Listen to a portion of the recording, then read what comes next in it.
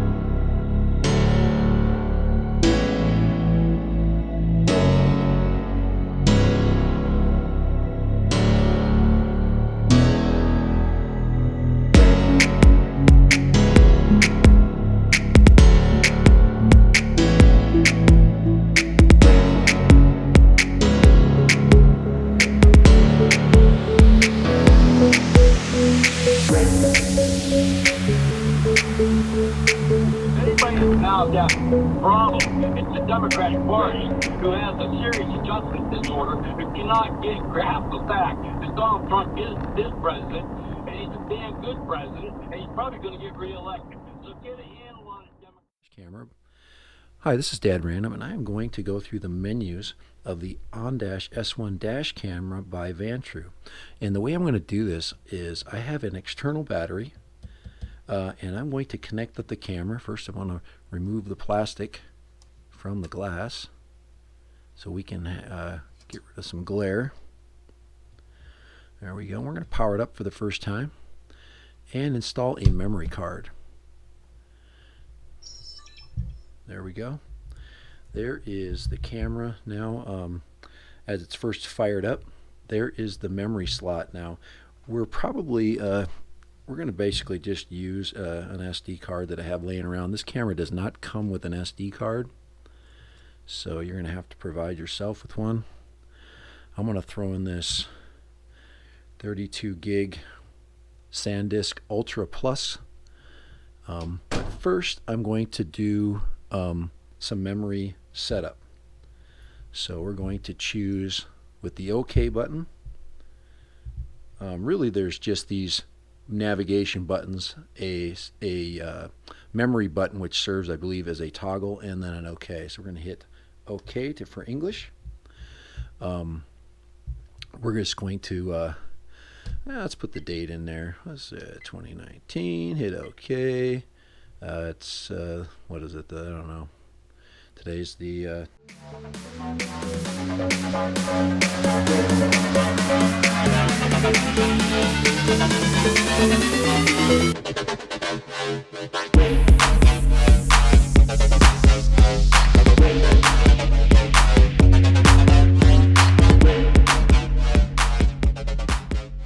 let's open it back up. Let's go back into the menu settings. There we go. All right, there, that's what we want. Record setup. All right, there we go. Resolution. And now I'm looking at right now how intuitive this thing is. And right now it's taking me a little bit to hit OK. Resolution 60, 1080, 60. I'm just going to scroll through the different menu settings, and there, that's forward facing only. 2160, 24, and 1080, 60. And 1080 30. I believe that to have both front and rear facing cameras you need this one selected and hit OK. Loop recording is set for 3 minutes, so that's fine. Some people like to set it for 5 minutes, and that just makes for longer cuts. I'll maybe set it for 5 just for fun. G-sensor settings. Low is if you have a lot of bumpy roads. So let's go to medium. I've never had any problem with G-sensor settings with the streets here. Let's go to audio recording. Let's move down. Audio recording. Yes, we want it to do that. That's usually your only choices. Let's see him go back. Now we got all our recording setups. Let's go to system setup. We've already done language. Format SD card. Let's do that just to make sure. All data will be deleted. Hit OK. Let's format that. I suggest you do that every time you get a new card because every card is different. And if you format it here, you know it's going to be working. Time and date, we did that. Auto LCD off. Yes, we want that to happen. Guys, if you are driving at night, you want to have that LCD screen go off. A minute to me is too short. I want it to go off quicker than that, but I'm going to hit OK at a minute. Let's see, non-use power off, yes. Device sound. I don't like it beeping, so I'm going to go off. So now we don't have to listen to that blasted beeping. Frequency, that's set for the United States. Europe, I believe, would be 50 hertz. System info tells us what it is, the version of the software or firmware. All right, so let's go back. Let's go to the files. Of course, we have none. But this allows for event files, normal, and photo. You can look at those individually like that. Most of the time you're going to pull your card anyway. So I'm going to go ahead and come out of there. And that's pretty much it. We pretty much have done everything almost all of these cameras do. They're all pretty similar. Most of these companies follow suit because people get used to similar types of interfaces. This is your typical couple button interface. Now this one here, if you look at this, go ahead and turn the camera on. One of the best ways to turn it on is just to put your card in, hit the power button, and there we go. Now we're in driving mode.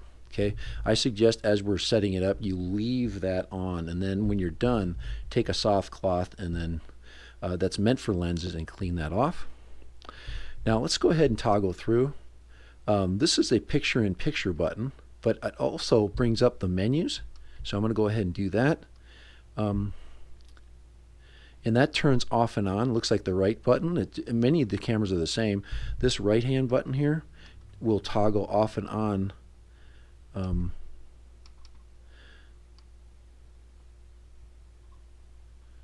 me turn that. See, there we go. That toggles off and on the sound. Let's go left. That is setting. That's taking a picture. And that goes back to our menu. So there's our picture button, and looks like they're all over the top. That'll bring us back. You see how these buttons are in line with these buttons down here?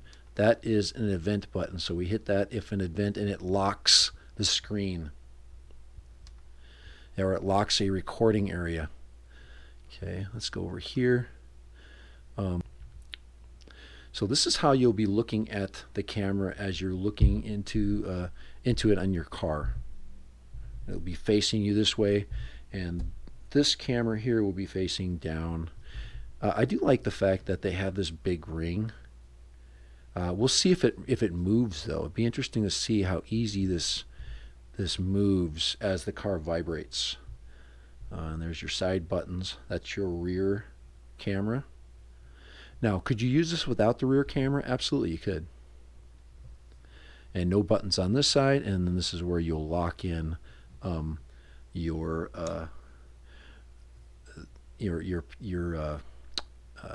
mounting bracket. Would be nice if you did have a choice of whether you could use this or a suction cup. I have no problem with suction mounts.